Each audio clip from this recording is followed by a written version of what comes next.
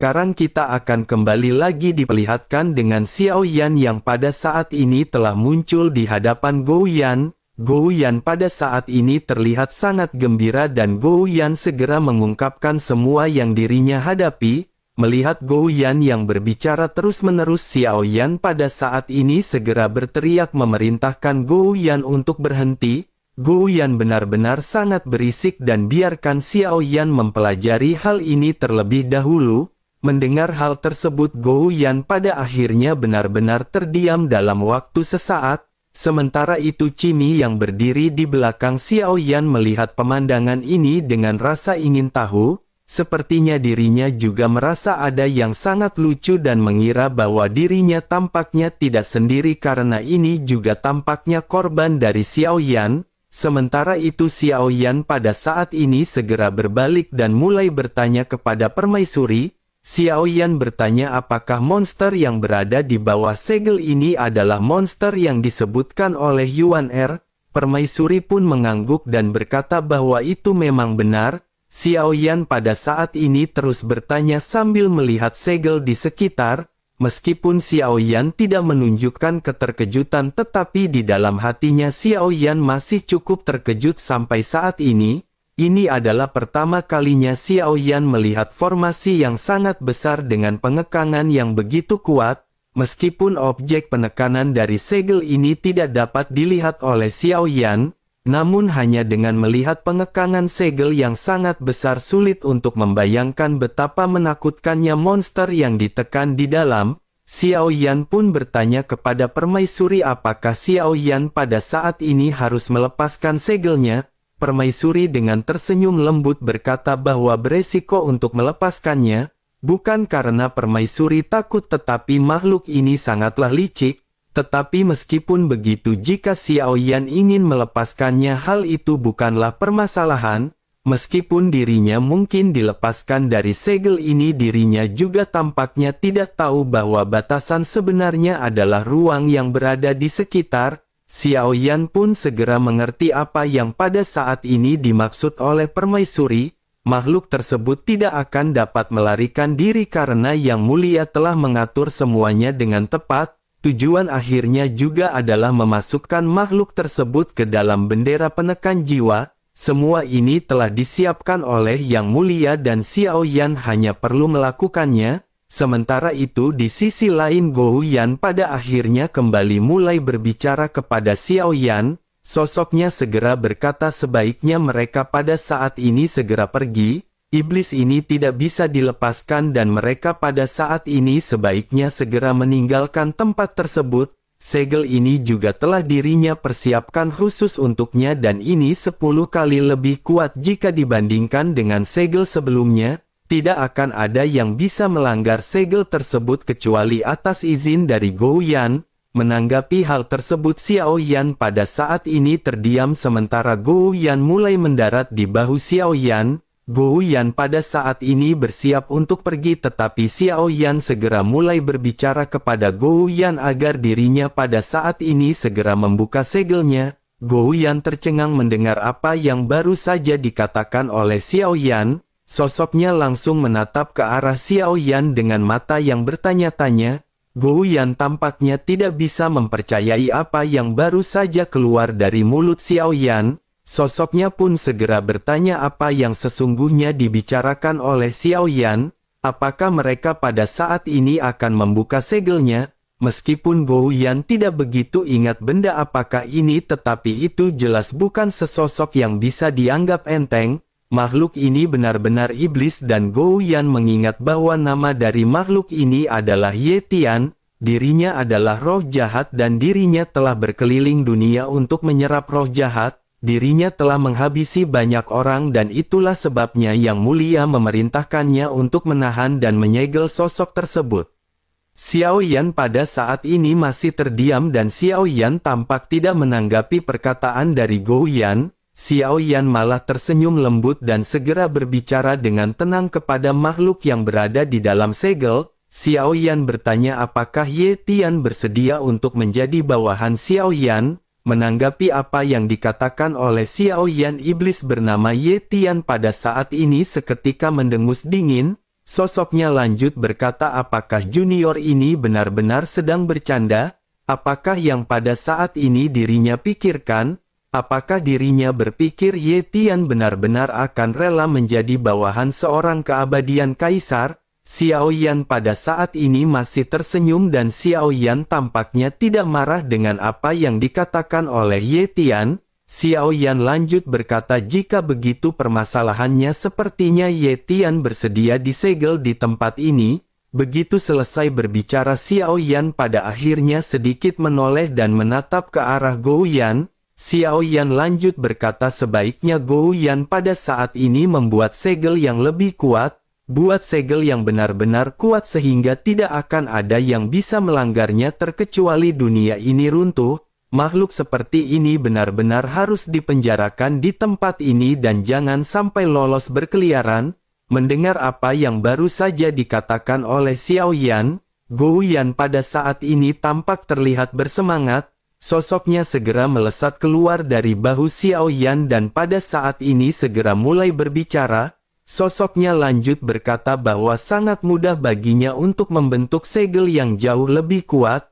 Iblis semacam ini memang harus dipenjara di tempat ini selamanya dan meskipun dirinya tidak bisa dibunuh, dirinya benar-benar akan menderita kesepian di tempat ini untuk waktu yang tidak terhitung jumlahnya.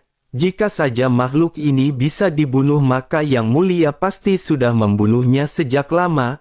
Begitu selesai berbicara cahaya biru pada saat ini segera melonjak di mata Gou Yan dan Gou Yan terus-menerus memperkuat segel. Mendengar kata-kata yang baru saja keluar dari mulut Gou Yan pada saat ini Ye Tian segera menyadari sesuatu. Kerendahan hati Gou Yan serta rasa hormatnya kepada Xiao Yan benar-benar membuat Ye Tian bingung. Sosoknya pada akhirnya segera bertanya kepada Xiao Yan bahwa Da Jie benar-benar mendengarkan perkataannya dan siapakah sosok tersebut. Xiao Yan pada saat ini segera mulai berbicara dengan suara yang dalam menanggapi perkataan dari Ye Tian. Xiao Yan berkata bahwa meskipun auranya telah berubah apakah dirinya tidak bisa mengenali jiwa ini. Ye Tian sedikit terdiam sebelum akhirnya setelah beberapa saat kemudian sosoknya mendesis dingin. Ye Tian lanjut berkata bahwa jiwa dari orang ini benar-benar agak familiar. Sesaat kemudian suara kaget Ye Tian meledak di kehampaan seperti guntur ketika dirinya bertanya apakah sosok ini adalah Gu Zongsheng. Meskipun auranya mirip tetapi bau jiwanya sedikit salah. Mungkinkah Gu Zongsheng telah bereinkarnasi setelah kematiannya? Mendengar hal tersebut Xiao Yan pada saat ini hanya tersenyum dan Xiao Yan mengagumi kemampuan dari monster-monster tua seperti ini. Mereka benar-benar bisa menebak identitas Xiao Yan setelah bertahun-tahun yang tidak terhitung jumlahnya. Tentu saja premisnya adalah bahwa monster-monster tua ini telah banyak berinteraksi dengan Yang Mulia. Entah mereka berteman dekat dengan Yang Mulia atau mungkin mereka sangat membenci Yang Mulia. Tetapi tampaknya iblis saat ini yang bernama Ye Tian mungkin termasuk orang yang membenci Yang Mulia. Di sisi lain Ye Tian pada saat ini segera kembali berbicara dengan berkata yang bercampur sarkasme. Sosoknya berkata bahwa baru saja Da Jie mengatakan bahwa Gu Zongsheng telah menyegelnya di sini. Tampaknya sekarang kekuatan reinkarnasi Gu Zongsheng telah turun ke tingkat keabadian kaisar. Apakah dirinya benar-benar berpikir bahwa dirinya dapat mengendalikannya dengan kekuatan seperti itu? Xiao Yan pada saat ini mengabaikan ledekan Ye Tian dan Xiao Yan segera berkata kepada Gou Yan agar Gou Yan membuka blokirnya. Gou Yan seketika tercengang dan terhenti dan begitu Gou Yan hendak berbicara untuk membujuk Xiao Yan, mata Xiao Yan pada saat ini menjadi dingin ketika menatap ke arah Gou Yan. Gou Yan pada akhirnya tidak berani berkata apa-apa lagi dan segera mengikuti perintah Xiao Yan. Cahaya biru yang sebelumnya digunakan untuk menyegel pada saat ini dibalik untuk menghancurkan segel. Segel seketika runtuh dan menghilang dan pembatasan yang tidak terlihat dengan telanjang mulai bergetar. Sejumlah besar formasi runtuh secara bertahap dan kehilangan efek penyegelannya. Ye Tian yang telah bersabar untuk waktu yang lama juga mulai gelisah mengenai hal ini. dalam waktu kurang dari setengah batang dupa Gouyan pada akhirnya benar-benar telah menembus sebagian besar segel. Begitu Gouyan berhasil melenyapkan semua segel, seberkas cahaya ungu kehitaman melesat ke langit. Cahaya ini lanjut mengembun dan berubah menjadi awan ungu kehitaman dengan adanya kilatan listrik ungu. Sebuah suara sarkastik juga pada saat ini segera datang dari kedalaman awan ungu kehitaman. Suara ini dipenuhi dengan kebencian ketika berbicara dengan nada menghina ke arah Xiao Yan. Sosoknya tertawa dan lanjut berkata bahwa Gu Zhongsheng mengira dirinya akan berlarian di sekitarnya dalam kehidupan ini. Dirinya benar-benar tidak menyangka bahwa Gu Zhongsheng akan bereinkarnasi dan menjadi seorang keabadian kaisar. Dirinya juga benar-benar ingin Ye Tian menjadi bawahannya dan itu merupakan suatu hal yang sangat konyol. Dirinya tidak akan menghabisi Gu Zhongsheng hari ini, tetapi itu semua karena gadis yang berada di sebelahnya. Dirinya akan datang kembali mencari Xiao Yan dalam 1000 tahun sebelum akhirnya mereka akan menyelesaikan dendam lama dan baru bersama-sama.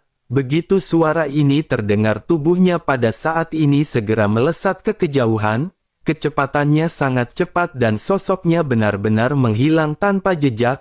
Gouyan pada saat ini memandang ke arah Ye Tian yang menghilang dan sosok Gouyan menghela nafas lega. Gouyan berkata untungnya dirinya tidak menaruh dendam kepada Gouyan.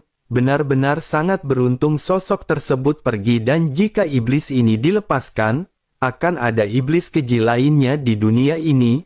Gouyan pada saat ini melirik ke arah Xiao Yan dengan acuh tak acuh dan mulai kembali berbicara dengan nada menyindir. Gouyan menghela nafas dan berkata bahwa dirinya tidak tahu berapa banyak makhluk yang akan mati mengenaskan. Sementara itu di sisi lain permaisuri pada saat ini berkata dengan lembut ketika menyebut setengah batang dupa. Gouyan seketika menatap ke arah permaisuri dengan mata bingung sementara Xiao Yan pada saat ini mengangguk. Xiao Yan pada akhirnya duduk bersila di punggung kelinci Bingyun dan menunggu waktu setengah batang dupa. Benar saja seperti apa yang dikatakan oleh permaisuri karena setelah setengah batang dupa, awan ungu kehitaman kembali melayang mendekat. Begitu sosok Ye Tian pada saat ini kembali melihat Xiao Yan, sosoknya kembali terbang menjauh.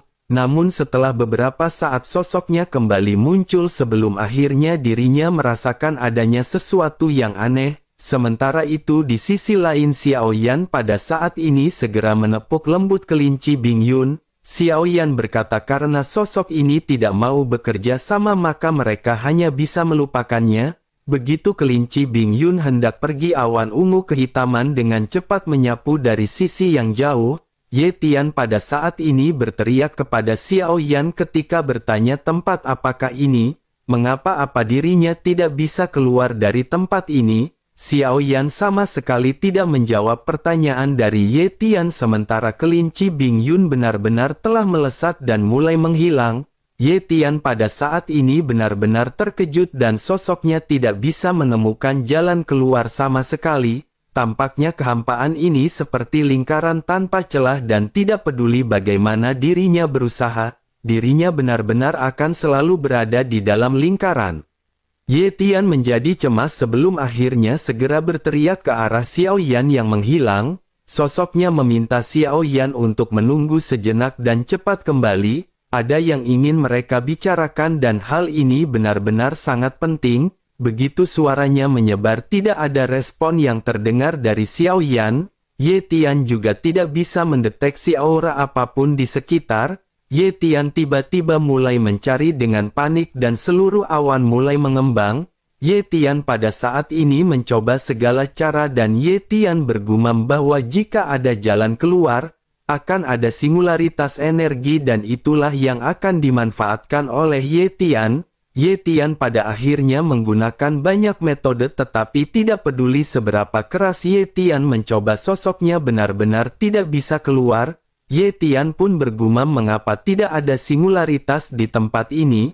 Selama adanya kehampaan dan ruang tidak mungkin tidak ada singularitas. Sosoknya pada saat ini sedikit merenung sebelum akhirnya sosoknya menyadari sesuatu. Ye Tian memikirkan kemungkinan yang tidak terhitung jumlahnya hingga pada akhirnya dirinya bisa merasa bahwa ada sesuatu yang salah. Sosoknya bergumam bahwa karena tidak ada singularitas tampaknya tempat ini masih berada di dalam segel. Ye Tian pun menggertakkan giginya dan pada saat ini segera meraung dengan marah. Selanjutnya Ye Tian tampaknya tahu bahwa Xiao Yan masih belum pergi dari tempat ini. Sosoknya segera berkata bahwa dirinya berjanji kepada Xiao Yan bahwa dirinya akan menjadi bawahannya, namun dirinya akan melindunginya paling lama 1000 tahun. Begitu perkataannya terdengar, kehampaan pada saat ini masih tetap sunyi dan benar-benar masih belum muncul. Ye Tian segera kembali menambahkan tawarannya menjadi 2000 tahun. Menyadari Xiao Yan yang masih belum menanggapinya, sosoknya pada akhirnya segera menambahkan kembali tawarannya. Xiao Yan pada saat ini masih belum muncul dan Ye Tian pada saat ini benar-benar berteriak dengan penuh amarah. Sementara itu di sisi lain Xiao Yan pada saat ini berada di kehampaan dan di hadapan Xiao Yan pada saat ini ada Ye Tian yang meraung dengan marah. Xiao Yan bisa menatap ke arah Ye Tian sementara Ye Tian pada saat ini sama sekali tidak bisa mengetahui keberadaan Xiao Yan. Xiao Yan pada saat ini memperhatikan gerak-gerik yang ditunjukkan oleh Ye Tian. Xiao Yan menatap ke arah Ye Tian yang pada akhirnya berteriak bahwa dirinya bersedia menjadi prajurit Xiao Yan. Kondisi apa yang diinginkan oleh Xiao Yan dan Ye Tian akan berusaha untuk mewujudkannya. Ye Tian yang tidak mendapatkan tanggapan dari Xiao Yan pada akhirnya perlahan-lahan menjadi tidak sabar.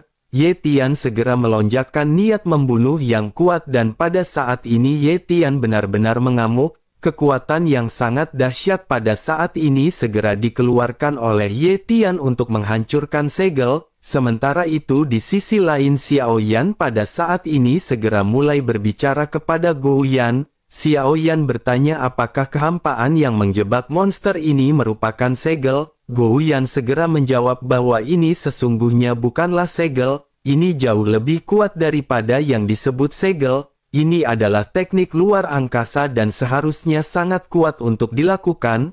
Tidak sulit untuk membuka ruang tetapi sulit untuk menciptakan ruang yang stabil tanpa celah seperti ini. Xiao Yan langsung mengerti bahwa Yang Mulia mungkin tidak terlalu yakin dengan segel dari Gou Yan. Oleh karena itu Yang Mulia mengambil langkah seperti ini untuk menekan Ye Tian. Xiao Yan pun menganggukkan kepalanya sambil menatap ke arah Ye Tian yang pada saat ini kembali meningkatkan tawarannya. Ye Tian berteriak bahwa dirinya mohon Xiao Yan segera muncul dan dirinya akan menjadi bawahan Xiao Yan selama 20.000 tahun. Xiao Yan pada saat ini masih belum menanggapi apa yang baru saja dikatakan oleh Ye Tian. Xiao Yan pada saat ini menoleh menatap ke arah permaisuri dengan ekspresi aneh dan mulai bertanya. Xiao Yan bertanya apakah monster ini hanya awan ungu kehitaman? Permaisuri sedikit tersenyum dan berkata bahwa dirinya memiliki kehidupan transenden dan bukan milik makhluk hidup manapun. Dirinya juga telah lolos dari keberadaan surga dan penampilannya selalu berubah. Permaisuri ingat bahwa dirinya suka berdandan seperti anak kecil yang menakutkan. Xiao Yan pun menganggukkan kepalanya dan Xiao Yan pada saat ini kembali bertanya apakah Yuan Er tahu kemampuan spesifik apa yang dimiliki oleh monster tersebut. Permaisuri pun menjelaskan bahwa yang sangat dirinya ingat adalah dirinya dapat memurnikan boneka iblis. Alasan mengapa dirinya diburu oleh Gu Zongsheng adalah karena dirinya menciptakan pasukan jutaan boneka iblis. Formasi ini pernah mengancam alam sejati Xuan Yin dan semuanya pada akhirnya benar-benar berakhir dalam pertempuran. Mereka bertempur dengan prajurit permaisuri dan pertempuran sengit itu beberapa kali lebih brutal daripada pertempuran dengan Taiksu kali ini. Xiao Yan pada saat ini tercengang mendengar apa yang dikatakan oleh permaisuri. Sementara itu permaisuri kembali menjelaskan bahwa ini hanyalah salah satu kemampuannya. Yang paling mengejutkan permaisuri adalah dirinya juga bisa memanggil keberadaan dari dunia luar. Eksistensi ini belum pernah dilihat oleh permaisuri sebelumnya. dirinya juga hanya melihat mereka dipanggil sekali oleh Ye Tian, tetapi meskipun begitu sepertinya memanggil mereka juga seharusnya Ye Tian pasti membayar harga yang mahal. Xiao Yan pada saat ini menyipitkan matanya dan Xiao Yan pada saat ini sedikit bingung. Xiao Yan pada akhirnya segera berkata bahwa karena Ye Tian tidak bisa mati apakah dirinya akan peduli dengan harga yang harus dirinya bayar. Ye Tian benar-benar dapat dikatakan abadi dan tidak ada kekhawatiran mengenai semua hal. Permaisuri pada saat ini menganggukkan kepalanya dan kembali menjelaskan kepada Xiao Yan. Permaisuri lanjut menjelaskan bahwa meskipun sosoknya abadi, tetapi umurnya juga sesungguhnya bisa dikonsumsi. Sosoknya bisa menjadi begitu kuat berarti dirinya mengintegrasikan kekuatan tertentu dari dunia. Jika habis dan meskipun dirinya telah mencapai keabadian dirinya akan mengkonsumsi energi yang sangat besar. Meskipun dirinya tidak akan mati tanpa adanya energi dirinya benar-benar bisa seketika gila. Xiao Yan pada saat ini menganggukkan kepalanya mendengar apa yang baru saja dikatakan oleh permaisuri. Xiao Yan pada saat ini lebih fokus pada dua kemampuan yang sangat menakutkan yang dimiliki oleh Ye Tian, menciptakan pasukan jutaan boneka iblis dan mampu berhadapan dengan tentara permaisuri. Hal ini sudah cukup untuk menunjukkan betapa kuatnya mereka. Namun Xiao Yan juga pada saat ini tampak bingung dengan apa yang dilakukan oleh Ye Tian. Xiao Yan berkata bahwa Ye Tian merupakan keberadaan yang benar-benar abadi, oleh karena itu mengapa dirinya benar-benar masih melakukan hal-hal yang tidak berarti seperti ini. Permaisuri pada saat ini kembali mulai menjelaskan kepada Xiao Yan dan berkata bahwa memulai pertarungan itu sendiri adalah arti keberadaan dari Ye Tian.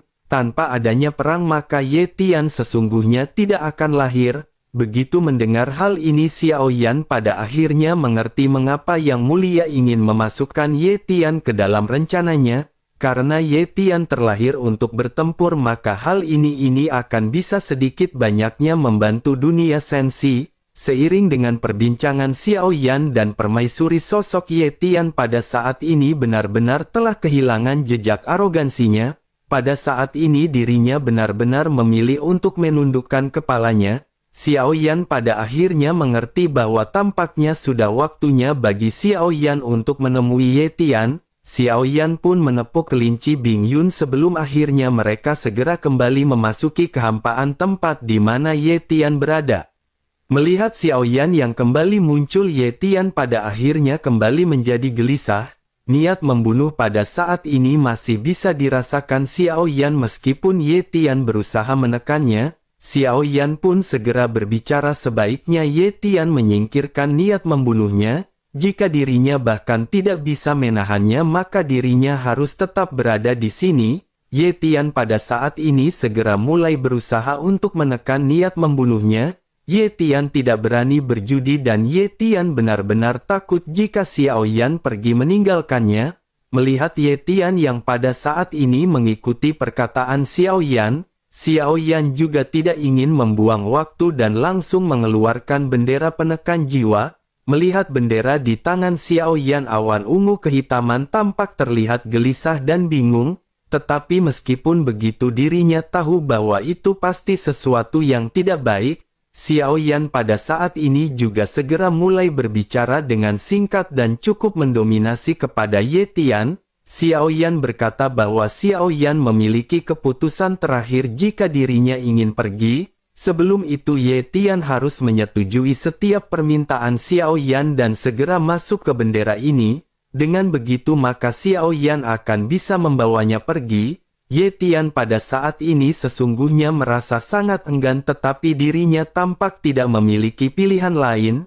Ye Tian juga pada saat ini hendak berbicara tetapi ketika melihat Xiao Yan meletakkan bendera penekan jiwa ke dalam cincin penyimpanan, Ye Tian menyadari bahwa Xiao Yan pada saat ini tidak ingin berkompromi dengan Ye Tian. Sosoknya pada akhirnya segera berkata bahwa dirinya akan ikut permintaan dari Xiao Yan. Bagaimana mungkin dirinya pada saat ini menolak hal tersebut?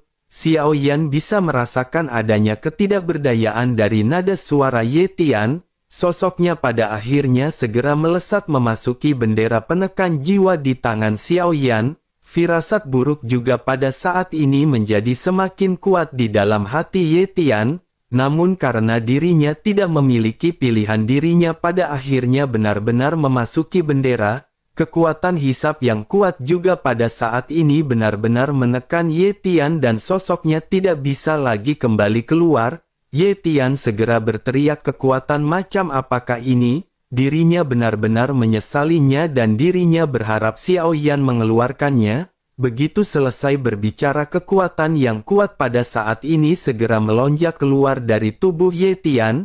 Kekuatan yang bercampur dengan asap ungu kehitaman dengan busur listrik ungu segera menyebar keluar dari bendera. Namun kekuatan yang lebih kuat juga pada saat ini segera menekan kekuatan Ye Tian. Sosok kabut berwarna ungu kehitaman pada akhirnya kembali masuk ke dalam bendera dan benar-benar tidak lagi bisa keluar. Ye Tian pada saat ini hanya bisa menggertakkan giginya dan dirinya tahu bahwa dirinya tampaknya telah dibodohi lagi. Kekuatan yang kuat yang ditinggalkan oleh Yang Mulia pada saat ini benar-benar membombardir tubuhnya membuat sosoknya tidak bisa bergerak. Sementara itu Xiaoyan pada saat ini segera mulai memasukkan bendera tersebut ke dalam cincin penyimpanan. Xiaoyan juga pada saat ini segera memasukkan Gou Yan ke dalam cincin penyimpanan atau tepatnya ke dalam bendera penekan jiwa. Kemudian Gou Yan disatukan dengan sosok Ye Tian.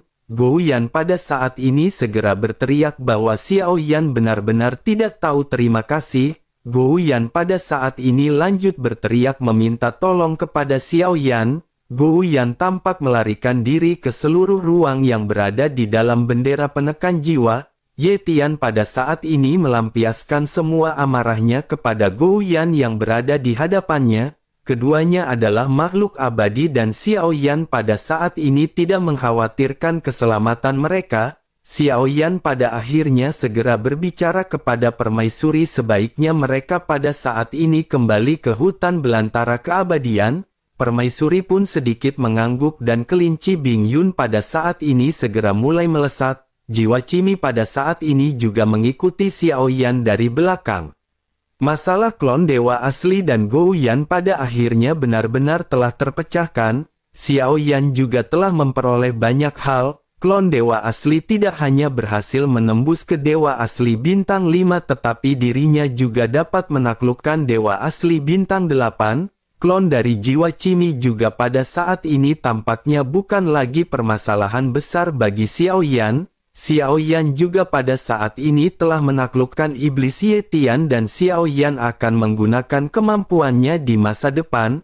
Hal ini akan sekali lagi meningkatkan kekuatan tempur Xiaoyan. Mempertimbangkan semua yang Xiaoyan miliki sekarang, kekuatan tempurnya semakin kuat dan terus-menerus menjadi meningkat. Jumlah orang kuat di bawah komando Xiaoyan pada saat ini terus-menerus bertambah dan Xiaoyan pada saat ini menghela nafas. Ini adalah kepercayaan diri yang diperlukan oleh Xiaoyan untuk kembali ke Sensi, karena tidak ada yang tahu pertempuran seperti apa yang akan Xiaoyan hadapi. Keberadaan kuat ini tentu saja benar-benar akan membantu Xiaoyan. Hanya dengan cara inilah Xiaoyan benar-benar memiliki kekuatan untuk melawan Taixu. Singkat cerita, dalam sekejap mata Xiaoyan pada akhirnya kembali ke tempat di mana ratusan dewa Taixu berada. Hampir ratusan ribu pasukan dari istana dewa pemburu pada saat ini telah melarikan diri. Sementara itu tidak ada satupun prajurit permaisuri yang pada saat ini melangkah pergi. Melihat tentara api berkobar yang pada saat ini masih bercokol di sana, permaisuri pada saat ini sedikit terkejut. Permaisuri pun menghela nafas dan memandang ke arah semua orang sebelum akhirnya berkata bahwa sudah waktunya bagi mereka untuk mengucapkan selamat tinggal. Permaisuri pada saat ini dipenuhi dengan kesedihan tetapi permaisuri harus tetap tegar. Sosoknya segera berkata agar para prajurit tentara api berkobar mematuhi perintah.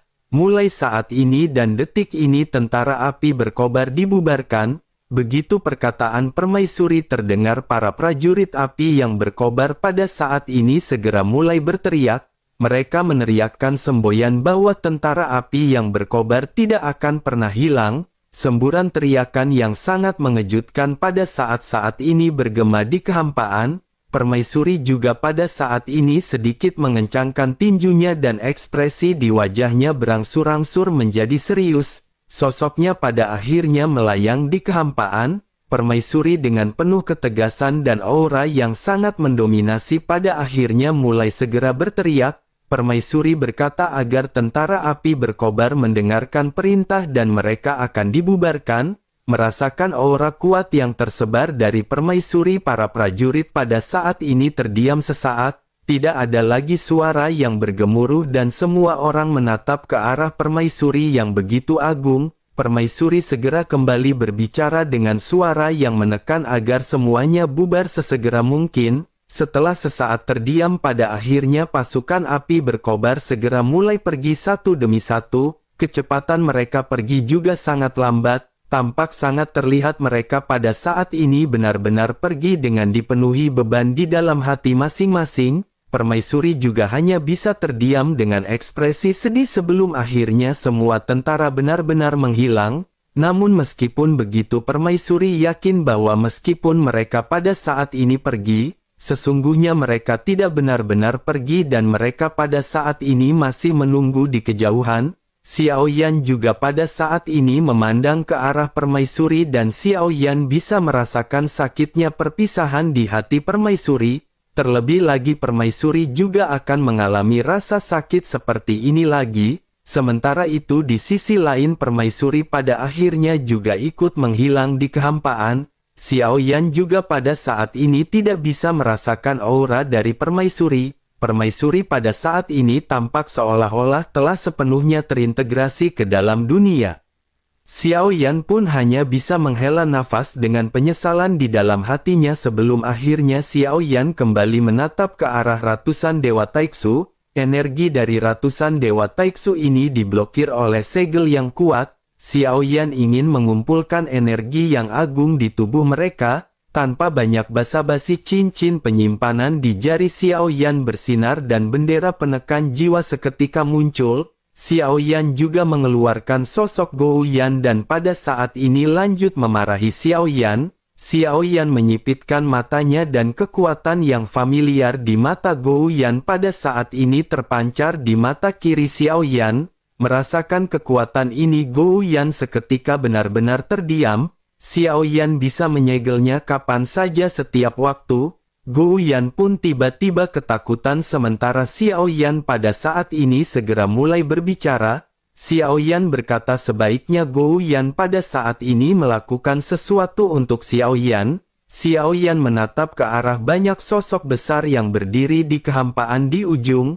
Gou Yan juga pada saat ini menatap ke arah yang ditatap oleh Xiao Yan dan Gou Yan segera menyadari sesuatu. Sementara itu pada saat yang sama di ruang tertentu pemandangan di sini bahkan terlihat lebih luas. Sejauh mata memandang ada ribuan Dewa Taiksu yang sangat besar. Di belakang setiap Dewa Taiksu ada banyak sekali sosok yang pada saat ini berdiri.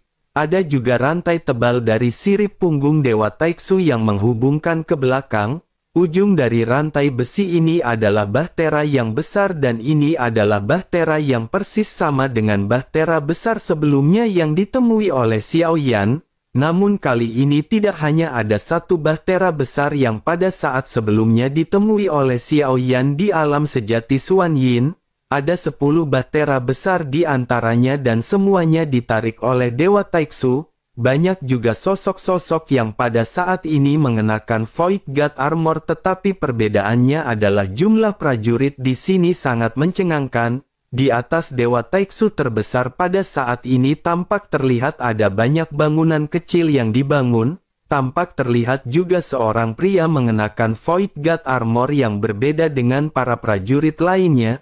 Hampir semua Void God Armor dari prajurit berwarna hitam, namun Void God Armor dari pria ini berwarna emas gelap. Armor ini juga memancarkan tampilan yang sangat keras, teksturnya metalik dan wajah sosok tersebut tampak terlihat memancarkan aura yang kuat. Sangat jelas sekali terlihat bahwa sosok ini adalah panglima tertinggi di tempat ini.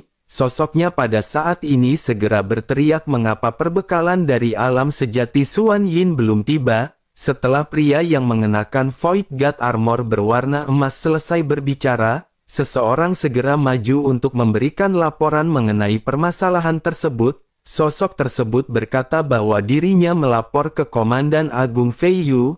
Mereka telah kehilangan kontak dengan alam sejati Xuan Yin dan dirinya khawatir ada sesuatu yang tidak beres. Komandan bernama Fei Yu pun segera berbicara dengan dingin ketika bertanya apakah yang terjadi. Bukankah kelompok ini dipimpin oleh Su Chang?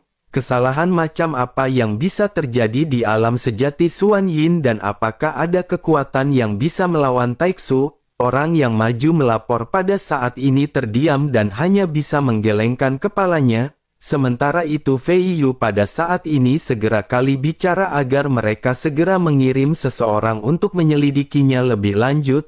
Jika kelompok ini tidak kembali maka mereka tidak akan menunggu lebih lama lagi. Garis pertahanan ini akan segera ditembus dan mereka tidak dapat menundanya lebih lama lagi. Sosok yang membawa laporan juga seketika menangkupkan tangannya sebelum akhirnya mundur dari istana. Komandan Fei Yu juga pada saat ini menggertakkan giginya sebelum akhirnya sosoknya pada saat terus bertanya kepada pihak lain. Sosoknya bertanya berapa lama waktu yang dibutuhkan untuk membuka jalan menuju Sensi. Seorang prajurit Taixu segera maju dan menangkupkan tangannya dengan penuh hormat. Sosoknya berkata bahwa dirinya akan memberikan laporan kepada Komandan Fei Yu. Mereka akan mampu merobek garis pertahanan dalam waktu 100 tahun. Tetapi celah yang mereka gunakan untuk memasuki Sensi paling banyak hanya bisa bertahan untuk waktu sebatang dupa. Fei Yu pun menganggukkan kepalanya sebelum akhirnya segera kembali bertanya apakah perbekalan dari subdunia lain telah tiba. Pria yang membawa laporan pun segera berkata bahwa perbekalan dari dunia besar Xian Yi dan wilayah bintang Hao Yu telah dikirimkan. Selain itu wilayah bintang Qian Yi dan alam sejati Xuan Yin memiliki situasi yang spesifik yang belum bisa diketahui. Fei Yu pada saat ini tidak mengatakan apapun dan sosokannya hanya mengangkat telapak tangannya. Fei Yu menyadari bahwa amarahnya tidak akan berpengaruh mengenai hal tersebut. Sosoknya juga menyadari bahwa yang bisa dirinya lakukan pada saat ini hanyalah menunggu. Fei Yu pada akhir segera berkata bahwa terlepas dari apakah perbekalan dari wilayah bintang Qian Yi dan dunia sejati Xuan Yin dapat tiba, setelah garis pertahanan terkoyak mereka harus masuk secepat mungkin. Pertempuran telah dimulai dan semuanya harus berjalan sesuai rencana awal. Menanggapi apa yang dikatakan oleh Komandan Fei Yu, semua prajurit di aula berteriak serempak dan menangkupkan tangan mereka. Selanjutnya sekelompok prajurit pada akhirnya segera mundur dari aula. Fei Yu pada saat ini kembali menghela nafas dan bergumam bahwa titik pendudukan telah setengah terbuka. Kehampaan laut barat di dunia Sensi harus diduduki terlebih dahulu. Itu harus diduduki sesegera mungkin untuk melakukan pertempuran jangka panjang berikutnya. Sumber daya dari dua subdunia juga pada saat ini belum diantarkan. Hal ini benar-benar membuatnya sangat pusing. Mereka juga tampaknya perlu mengirimkan lebih banyak tenaga untuk mencari tahu apa yang terjadi di subdunia ini. Jika tidak ada pasokan sumber daya dari dua subdunia ini, dirinya khawatir begitu mereka memasuki dunia Sensi dirinya harus membayar harga yang mahal di awal. Jika begitu permasalahannya mereka benar-benar harus mati-matian merebut sumber daya dan hal ini benar-benar merepotkan. Selain itu setelah memasuki dunia Sensi dirinya juga merasa bahwa dirinya akan dapat menggunakan sumber dayanya untuk menerobos langkah kelima keabadian Kaisar. Dirinya sudah terjebak di tingkat ini selama ribuan tahun karena sumber daya Taixu sangatlah langka. Fei Yu pada saat ini tampak terlihat dipenuhi dengan hasrat yang kuat di matanya ketika berbicara mengenai peningkatan kekuatan. Dirinya telah lama terjebak di langkah kelima keabadian Kaisar dan dirinya benar-benar ingin segera merasakan peluang langkah keenam. Fei Yu pada akhirnya benar-benar tidak lagi bisa menunda untuk waktu yang lebih lama. Fei Yu pun lanjut tersenyum sebelum akhirnya kembali masuk ke istana untuk menyendiri dan memakan Indomie.